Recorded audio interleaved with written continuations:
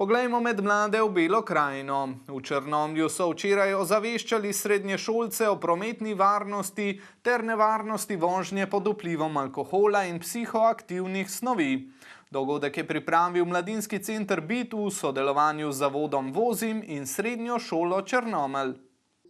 Z dogodkom so s črnomaljskimi srednješolci odprli dialog o vseprisotnosti alkohola v naši družbi. Mladi zaradi tega, ker je pomembno, da nek odnos do alkohola in tudi alkohola in prometa zgradimo z njimi, in mladi tudi zaradi tega, ker so tisti, s katerimi se tako čisto preventivnega vidika je pomembno in vredno ukvarjati. Se mi zdi pomembno, da se mlade informira o tovrstnih tematikah, tudi ko so sami povedali in manjka tovrstnih vsebin, in zato smo veseli, da lahko kot Mladinski center doprispevamo k nekemu informiranju in odpiramo debate tudi o teh pomembnih tematikah.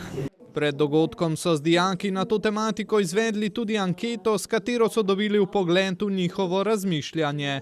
13% vprašanih je zapisalo oziroma odgovorilo v anketi, da je že sedlo za volan pod vplivom alkohola. To je zaskrbljujoče.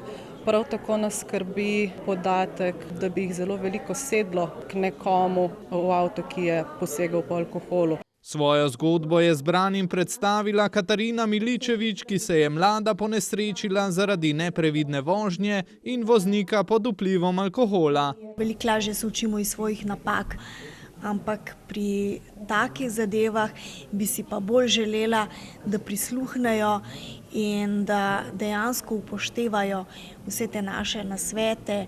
Všeč mi je, kad tako slišim, da se jih je dotaknila zgodba, ker potem vem, da to, kar sem naredila, da ni zastonj. Sicer so v zadnjem desetletju mladi stari do 25 let, kar se tiče vožnje pod vplivom alkohola, lahko za vzor vsem.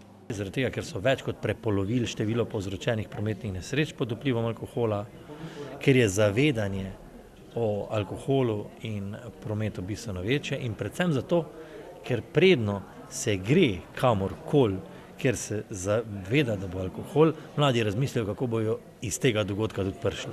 Direktor še dodaja, da je ozaveščanje in uveljavljanje sprememb možno le skupaj z lokalnimi deležniki.